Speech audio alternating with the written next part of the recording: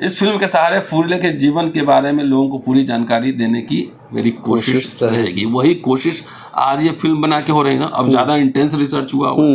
बाबा साहब ने कहा उस फिल्म का जब उद्घाटन देख कर उन्होंने कहा, और थोड़ा लंबा है लेकिन छोटा सुना देता हूँ। अभी जनरल डायर आया फिल्म है, उसके पहले क्या केसरी 1 और केसरी 2 चल रहा है, वो फिल्म है। इंदिरा गांधी पे फिल्म बना, वो फिल्म है। तो जो ये कह रहे हैं ये कथावाचक को दिखा रहे हैं। तो इस देश में जितना मीडिया है, जितने बाबा लोग हैं, उसको प्रचार प्रसार प्रोटेक्शन कौन कर रहा है? ये बाबा साहब का ये लाइन नहीं समझ में आया। बहुत कम लोग जानते हैं कि अंबेडकर की क्या राय थी फिल्मों के बारे में। और इस पूरे डिबेट में ये जानना बेहद जरूरी है, क्योंकि अभी अंबेडकर जयंती हुआ है। तो आरएसएस, बीजेपी सब कूद के सब लोगों ने अंबेडकर जयंती मनाया है। बिल्कुल। तो ये जानना जरूरी है कि अंबेडकर फिल्मों के बारे में क्या सोचते थे। ऐतिहासिक फिल्म तो ऐतिहासिक तरीके से ही बनेगी ना।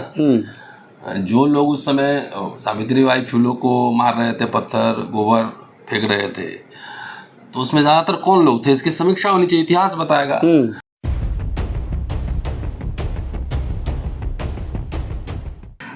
फूले फिल्म को लेकर के विवाद थमने का नाम नहीं ले रहा है। जिस प्रकार से ब्राह्मण समाज ने फूले फिल्म के खिलाफ तीर कमान खींच रखे हैं, अब अनुराग कश्यप के एंट्री से और कहीं ना कहीं आग में घी का काम हुआ है। पूरे विवाद को इतिहास की दृष्टि से अगर देखा जाए कि आखिरकार क्या कारण है, राष्ट्रपिता ज्योतिबा फूले पर बनी फिल्म के एक ट्रेलर के लॉन्च होने के बाद में ब्राह्मण समाज इतना उग्र और इतना गुस्से में है कि आज दिल्ली के प्रेस क्लब में एक प्रेस कॉन्फ्रेंस करके वो अपनी गुस्से का इजहार भी कर रहे हैं। और विदेश भर में चाहे तो अनुराग कश्यप हो और चाहे फिल्म के डायरेक्टर हो, उनके खिलाफ कहीं ना कहीं नारेबाजी, कहीं ना कहीं एक प्रोटेस्ट जो है वो चल रहा है। मेरे साथ प्रोफेसर रतन लाल हैं, उनसे जानने की कोशिश करेंगे कि आखिरकार इस पूरे विवाद को और फूले के जीवन को, जो आम जनमानस पर, खासतौर से इस देश के जो SC ST OBC है, जिनकी लड़ाई फूले की थी शिक्षा की व्यवस्था की, उसको किस प्रकार से वो देखते हैं। नमस्कार, मैं राहुल नागपाल और आप देख रहे हैं अम्बेडकर नामा और बोल 85 की ये साझा पेशकश। सर, फूले फिल्म को लेकर के विवाद, अनुराग कश्यप की वाइल्ड कार्ड एंट्री, ब्राह्मणों की आज दिल्ली के प्रेस क्लब में प्रेस कॉन्फ्रेंस और देश भर में प्रोटेस्ट, कैसे देखते हो? नहीं, जो समाज इस डिस्कशन के केंद्र बिंदु में है, क्या उनमें कोई समाज सुधार आंदोलन चल रहा है? नहीं है? कोई समाज सुधार आंदोलन हो, अपने समाज को ठीक करने का आंदोलन हो, चल रहा है? तो जो फिल्म बनी है ऐतिहासिक फिल्म तो ऐतिहासिक तरीके से ही बनेगी ना। जो लोग उस समय सावित्रीबाई फुले को मार रहे थे, पत्थर गोबर फेंक रहे थे, तो उसमें ज़्यादातर कौन लोग थे, इसकी समीक्षा होनी चाहिए, इतिहास बताएगा। और खाली ब्राह्मण ही नहीं थे, उनके जाति के लोग भी विरोध कर रहे थे, क्योंकि जिस तरह का पोजीशन ज्योतिबा ले रहे थे दोनों पति पत्नी, उस हिसाब के से बहुत ही रेडिकल पोजीशन था।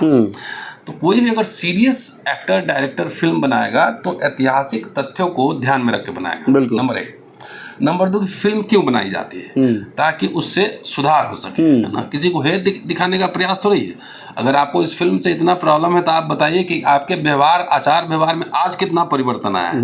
कि आप दलितों पे जो एट्रोसिटी होती है उस पर कुछ बोलते हैं, आपके समाज के लोग भेदभाव करते हैं, उस पर कोई प्रतिक्रिया होती है कि नहीं होती। तो अगर वो व्यवस्था अभी भी कायम है तो वही लोग ना विरोध कर रहे होंगे जिनके पूर्वज जो है ज्योतिबा फुले पे और फुले पे अपशब्द कहे होंगे, या पत्थर मारे होंगे, या गोबर फेंके होंगे, कीचड़ फेंके होंगे। लेकिन आज मैं एक बड़ा आपको दिलचस्प चीज़ सुनाऊंगा। बहुत कम लोग जानते हैं कि अंबेडकर की क्या राय थी फिल्मों के बारे में। और इस पूरे डिबेट में ये जानना बेहद जरूरी है, क्योंकि अभी अंबेडकर जयंती हुआ है। तो आरएसएस, बीजेपी सब कूद के सब लोगों ने अंबेडकर जयंती मनाया है। बिल्कुल। तो ये जानना जरूरी है कि अंबेडकर फिल्मों के बारे में क्या सोचते थे। मैं इसलिए कह रहा हूँ कि अंबेडकर अपने राजनीतिक गुरु आदर्श किसको मानते थे? फुले को मानते थे। तो फुले पे एक फिल्म बनी थी 1954 में, ठीक है, बाबा साहब के रहते हुए। बाबा साहब उसमें चीफ गेस्ट थे। अच्छा, उसका रेफरेंस बाद में दूंगा। बाबा साहब चीफ गेस्ट थे और ये 31 जनवरी को ये रिलीज हुई थी बॉम्बे के स्टूडियो में, 31 जनवरी 1954 को। और आचार्य अत्रे ने फिल्म बनाई थी। अत्रे का जो स्टेटमेंट है वो भी सुनाऊंगा। बाबा साहब ने 54 में जो अपना भाषण दिया था उसको भी सुनाऊंगा। लेकिन उसके पहले 1942 में बाबा साहब ने जून 1942 में फिल्म इंडिया जो बहुत चर्चित मैगजीन है अभी भी है, उसको एक इंटरव्यू दिया था और 4 पेज का इंटरव्यू है। जून 1942, पृष्ठ संख्या 48 से 51। कोई भी आदमी जाके आर्काइव में इसको देख सकते हैं और फैक्ट चेक कर सकते हैं। उन्होंने फिल्म के बारे में जो कहा था कि एक एंटरटेनमेंट का भी साधन है, बहुत ज़्यादा सीरियस नहीं रहना चाहिए, कभी कभी एंटरटेनमेंट लेना चाहिए। कुछ पॉइंट्स मैं बताऊंगा। कह रहे हैं कि फिल्में हमारे आवाम को शिक्षित करने में प्रभावी भूमिका निभा सकती है। अपने लोगों को, न सिर्फ बच्चों बल्कि वयस्कों को भी, न केवल शहरी बल्कि देहाती इलाकों में भी शिक्षा दिए जाने की ज़रूरत है कि मिसाल के तौर पर वे कैसे जिएं, अपने शरीर का ख्याल कैसे रखें, बीमारियों को खुद से दूर कैसे रखें। इस देश के फिल्म निर्माता अगर इस तरह की फिल्में बनाएं और जनता को दिखाएं तो देश हित का बड़ा काम संपन्न होगा। और यहाँ एक फिल्म का वो रेफरेंस दे रहे हैं जिसका एग्जाम्पल उन्होंने दिया है कि the birth of A baby. एक फिल्म उन्होंने देखी थी और उसका संदर्भ दिया है कि कैसे उसमें एजुकेशनल चीज़ दिखाया जा रहा है। और बाबा साहब ज़्यादा फिल्म नहीं देखते थे, इसमें चर्चा है, और 10-12 फिल्म ही देखे होंगे, ये बता रहे हैं। चलिए दूसरे पहलू पे करते हैं। पत्रकार ने सवाल पूछा, विशेष स्पेशल कॉरेस्पोंडेंट इंटरव्यू ले रहा था, कि अगर प्रगतिशील फिल्म बनाई जाए तो वो छुआछूत से निजात पाने में उम्दा हथियार साबित होगी। क्वेश्चन था। इसका जवाब बाबा साहब को देखिए। जरूर होंगी, लेकिन हमारे निर्माता तो अब तक पौराणिक माया जाल की बेवकूफियों और विसंगतियों में उलझे हुए हैं। नीरे इंसान को भगवान बनाने पर तुले हुए हैं। आपका प्रस्ताव वाकई उम्दा और स्वागत योग्य है। कीर्तनकारों और कथावाचकों द्वारा सदियों से भक्ति लीन और रसलीन होकर सुनाई जा रही एक नाथ और चोखा मेला के अबुझ दैवी चमत्कार की कहानियों को जब 20वीं सदी के तकनीकी का इस्तेमाल कर इतने भव्य पैमाने पर पेश किया जाएगा तो उससे तो अंधविश्वास ही फैलेगा। क्या ही अच्छा हो कि उसके जगह हमारे निर्माता यह दिखाएं कि दलित आंदोलन और मानवतावादी और धार्मिक खोल को उतार कर बाहर निकल आया है, ये धार्मिक खोल कर बाहर निकल आया है और खुद मुख्तार आंदोलन बनने के लिए जनवादी इंसानी हक मांग रहा है। आज जो फिल्म बन रहा है उसमें बड़े बड़े मिनिस्टर, प्राइम मिनिस्टर ट्वीट कर रहे हैं। कश्मीर फाइल्स फिल्म है, अभी जनरल डायर आया फिल्म है, उसके पहले क्या केसरी 1 और केसरी 2 चल रहा है, वो फिल्म है। इंदिरा गांधी पे फिल्म बना, वो फिल्म है। तो जो ये कह रहे हैं ये कथावाचक को दिखा रहे हैं, तो इस देश में जितना मीडिया है, जितने बाबा लोग हैं, उसको प्रचार प्रसार प्रोटेक्शन कौन कर रहा है? ये बाबा साहब का ये लाइन नहीं समझ में आया। लिख रहे हैं कि अगर पर्दे पर हमारे आदर्शों का मूर्ति भंजन किया जाए तो मुझे यह सब देखकर खुशी भी होगी। मेरा मतलब है कि राम और अन्य आदर्शों के पाखंड रेखांकित किए जाएं और उनके सही रंग में दिखाया जाए। पुराण आदि की हमारी जितनी कहानियां हैं उन्हें आधुनिक शोध के आलोक और सच्चे ऐतिहासिक संदर्भ में रखकर जांचने और संशोधित करने की जरूरत है। मुझे उम्मीद नहीं है कि कोई निर्माता ऐसा करके अपने मौजूदा धर्म भीरू ग्राहक वर्ग का आक्रोश झेलना चाहेगा। तो ये सब बात है, लंबा है इंटरव्यू, लेकिन इतना मैंने बताया। अब आइए 1954 में, जब अत्रे साहब, आचार्य अत्रे की फिल्म बनी थी, उसमें डॉक्टर अंबेडकर अध्यक्ष थे और वहाँ बहुत एक सोशल एक्टिविस्ट थे सतारा के कर्मवीर भाऊ पाटिल आचार्य, वो भी आए थे उस फिल्म में। तो जो फिल्म निर्माता है आचार्य अत्रे, वो जो कह रहे हैं बड़ा दिलचस्प है। मुझे बहुत खुशी है कि ज्योतिबा फुले का क्रांतिकारी जीवन रूपाले पर्दे पर साकार करने का मेरा सपना आज पूरा हुआ। पुणे शहर के जिस हिस्से में करीब 100 साल पहले फुले ने काम किया, उसी हिस्से में मैंने कई वर्ष बिताए। इसलिए उनके काम का और परंपरा का मेरे मन पे गहरा असर हुआ है। सबसे बड़ी खुशी की बात यही है कि फिल्म की शुरुआत डॉक्टर अंबेडकर के हाथों हो रही है। महात्मा फूले दर्शन के सबसे बड़े अनुयायी अगर कोई हैं तो वह केवल डॉक्टर अंबेडकर हैं। उनकी राजनीति के, उनके सामाजिक सुधार आंदोलन के, उनके धार्मिक सुधार आंदोलन के, सब में अंबेडकर की भूमिका पूरी तरह ज्योतिबा फुले की जैसी है। इसलिए क्रांतिबा फुले के बारे में उस युग में जो गलत फहमियाँ हुई वही गलतफहमियां आज डॉक्टर अंबेडकर के काम को लेकर पैदा हो रही है। आगे कहते हैं कि अंग्रेजी में फूले का जीवन परिचय लिखने की डॉक्टर अंबेडकर की इच्छा है, मैं जानता हूँ, लेकिन साधनों के अभाव में काम पूरा नहीं हो रहा है। मेरा काम पूरा होने के बाद सारा मटेरियल, सारा सामान उनके हवाले कर दूंगा। फूले के जीवन के बारे में जन सामान्य के बीच अज्ञान फैला हुआ है, उसी अज्ञान को दूर करने के लिए फिल्म बन रही है ना। बिल्कुल फैक्ट है। इस फिल्म के सहारे फूले के जीवन के बारे में लोगों को पूरी जानकारी देने की मेरी कोशिश रहेगी। वही कोशिश आज ये फिल्म बना के हो रही है ना। अब ज्यादा इंटेंस रिसर्च हुआ। बाबा साहब ने कहा उस फिल्म का जब उद्घाटन देख कर, उन्होंने कहा, और थोड़ा लंबा है लेकिन छोटा सुना देता हूँ, देश के मंत्री देश का उद्धार नहीं कर सकते, बल्कि जिसे धर्म समझ में आया है वही देश का उद्धार कर सकता है।